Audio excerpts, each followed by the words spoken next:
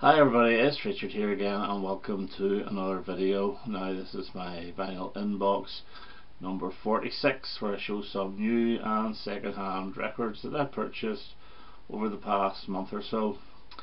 They're mostly new. I haven't bought very many second hand albums at all. I haven't seen anything that I actually wanted, but there's been quite a few new releases out that I've picked up, so we'll get through these. You'll start off with the second hand, and I picked this up. It would cost about £5 or so, and it's Soft Cell Non-Stop Ecstatic Dancing. Now this came out in 1982, and it was more or less like a budget release. It was the first album was Non-Stop Erotic Cabaret, and this was more like a companion piece to it. It does feature their debut single Memorabilia on it, which is not bad. But it has Where Does Our Love Go, the old Supreme song, which I've always liked their version of it. It was the B-side of Tainted Love, but I think I prefer it tagged on to Tainted Love the way you would have got it on the 12-inch single, which I don't have. Yeah, What is the other single off this? So yeah, I didn't have it. I have the album either side, the Non-Stop Erotic Cabaret and The Art of Falling Apart. So I saw it, I thought, yeah, I'll go for it, just add the collection. Haven't yet played it, only bought it last week. The only other second hand one I bought and was really looking for this is Roy Wood, Starting Up. Now this is his last studio album to date from 1986, and boy does it sound like 1986. This is full on 80s synth, but it is actually really good. Some of the songs in particular, the opener Red Cars Are After Me, I've always loved. Raining in the City is just a good standard Roy Wood song. On Top of the World has got a bit of a Status Quo vibe to it, which I really do like. Although it does have Under Fire on it, which I'm not keen on. It was a single, but it is really drenched in that 80s production. Starting Up's quite good. Ships in the Night's quite good. I actually really enjoyed this. I have this in CD, and whenever I got this I played it and I thought this is a lot better than I thought. So Starting Up adds to my Roy Wood vinyl collection, so delighted to get it. This next one, we're going to the new ones now. This next one here was bought because I was in the record shop and I wanted to come out with something and there was nothing I really wanted. Now this band I'm not keen on, but I love the single off this, and this is why I bought it. I never had the single, and it's Depeche Mode, and it's their second album, A Broken Frame. Now there's 3 singles off this, Leaving Silence, See You and The Meaning of Love, and the one I absolutely love is The Meaning of Love. So I thought, it's less than £20, I think it was only about £16 or so, and I thought, well, I'll go for it. And I did. Now I do have their first album, Speak and Spell, which I've only played about 2 times and I was never that keen. I bought it when I got back into vinyl again and saw it cheap second hand. But I played this and I really liked this album. I thought it was really good.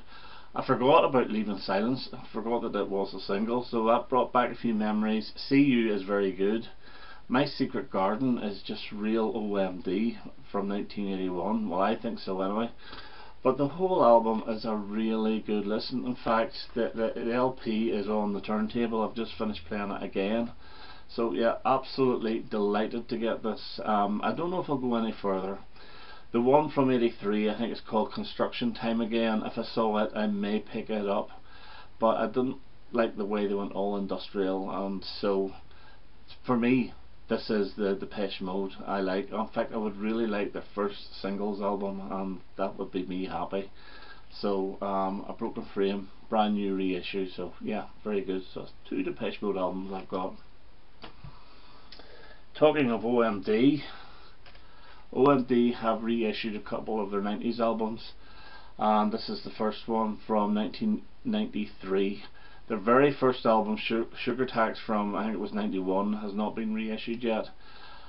This is probably my favourite of their 90s, and this is their more danciest one as well, which is pretty odd for me to really like this, but I do. The singles off this are Stand Above Me, which I think is magnificent. Everybody is not a very good single at all, and I think I ranked that as my worst ever OMD single. But the LP track is actually better. Its single version was remixed. Dream of Me, based on Love's Theme, is a really good song. But my favourite off this is Dollar Girl, which I think is so catchy. Yeah, I saw this and I thought, yeah, I'm getting this because I really do like this album. But because I bought this, I bought this one as well, the other one, which is Universal from 1996. And I look at this as more their Britpop album. The only hit single off this was Walking on the Milky Way, which is a big extravagant thing. The Universal, the second single, not a bad song. But the highlight for me is The Boy from the Chemist Is Here to See You, which I think has got a real pulp disco 2000 feel to it. And there's piano ballads and all in this as well, so this is not really the OMD you would know. It's a really good album. Not quite as good as Liberator though, the one I've just shown, but yeah, really enjoyed that. And because of those two, I went a little bit mad, and this is the most expensive item I bought. And I didn't know this had been released, and I saw it on Discogs. And this is OMD Souvenir, and this is heavy as hell. And it's a 3-album set of all their singles from Electricity up to, and I can't remember the name of the last one, but there's a single recorded just for this. I think this was released in 2019.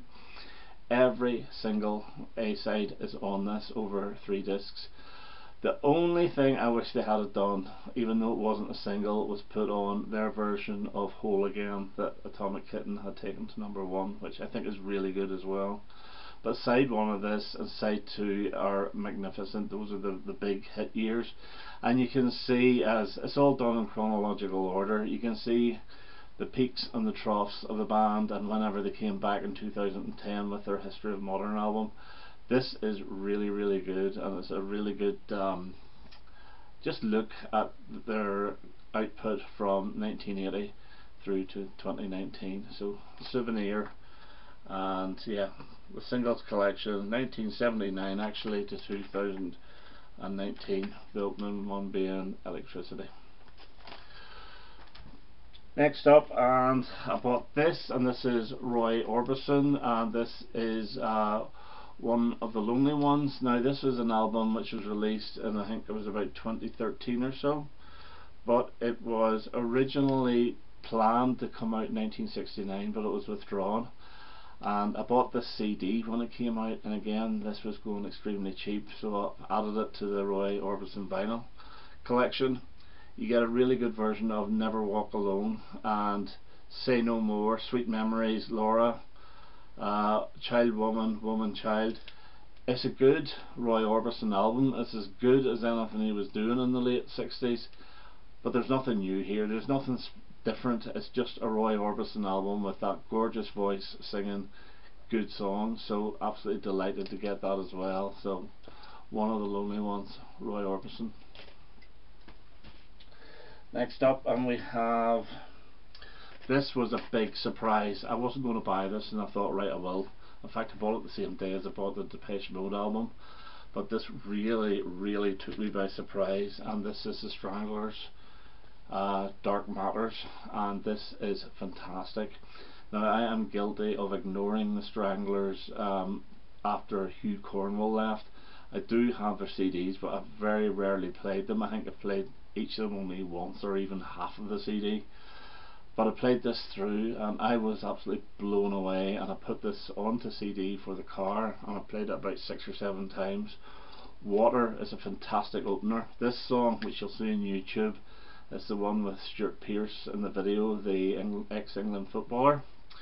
No Man's Land is a great song. Payday, Down, all wonderful songs. There's even a little acoustic ballad called The Lines, which is very, very good. And If You See Dave, I think that was another single as well. There's not a bad song off this. This is up there with their best. And the reason I bought it was because David Greenfield passed away last year from COVID, and I had seen them the year before live and I thought they were brilliant. So yeah, the Stranglers, Dark Matters, and this took them into the top 10 although I think it only takes about 100 sales to get you into the top 10 now, but still, it's the first top 10 album since, I think, something like oh, what would it be, Dreamtime? No, not even Dreamtime. I think it was Feline was the last time they got in the top 10 from 1983. So excellent album, absolutely delighted with it. It'll make me actually play the CDs again. And this one here I was really looking forward to getting, and it's Lindsey Buckingham's self-titled album. It's his first brand new album since 2011, Seeds We Sow. It doesn't disappoint. It is very accessible, it is very catchy. The two songs that were actually dropped before the album were I Don't Mind, which has got a very Fleetwood Mac sound to it.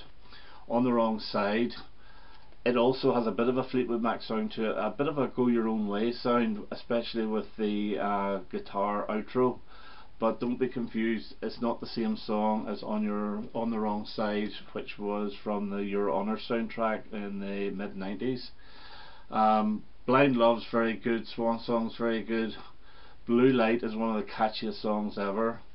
Time reminds me of something and I can't think of what. It's just the verses, the sound of the verses remind me of something and I just can't get it. Santa Rosa is nice, and Power Down is very, very good. A very, very catchy album, and as I say, it didn't disappoint. Absolutely fantastic. Lindsey Buckingham. Next up, we have Toya, and this is Posh Pop. Now Toya is probably my most listened to person of 2021, and whenever I played this I thought, it's not bad, it's okay, there's nothing overly special here. But I played it a few more times and it really is starting to grow on me. Levitate, which I wasn't too keen on at the start, I actually do like. Zoom Zoom is very good, as The Bride Will Return and Barefoot on Mars. There's nothing different about this album compared to our last couple of albums, but it is actually very good. Rhythm My House is very good. Summer of Love is very good. But the highlight of this is the very last track, and it is Take Me Home. Now I do prefer Toya of the early 80s and possibly the late 80s as well, and early 90s, but I still think this is not a bad album and it's better than some of the stuff she's done. Mid-table Toya, but still good to have. And the last one I thought I'll buy. I've been very hard on this album. I have the CD, I've always said it was rubbish, but whenever you see it brand new for £10, postage included, I'll go for it. And I did a video with James Griffiths a couple of weeks ago. It was the pub crawl one, or the jukebox one, and he mentioned that I didn't like this, and then I saw it and I thought I'll give it another go. So I bought Bob Dylan and Under the Red Sky. Now, has my views changed? Not really. I still think it's pretty rubbish. The only song I really do like is Under the Red Sky. It's actually not bad, and the rest of it I am not that keen on. His voice is very nasally in this, and I just don't think the songs are that great. Wiggle Wiggle I just don't like at all. But as I say, Under the Red Sky is not a bad song, but it's good to add to the collection. I was always hemming and hawing, and I wasn't going to pay £20–25 for an original. So when I saw this for a tenner all in, I'll get it, but still I don't think it's that great. Okay, so those are my recent purchases over the past month and a half or so. I hope you enjoyed that. I hope to have another video quite soon. I think I'll do one on Pickwick and Hallmark as a follow-up to the Music for Pleasure. So I'm off holidays. I'm off on holidays now for a week, so I'll probably get a couple of videos in next week. Okay, that's me for now. All the best now. Bye bye.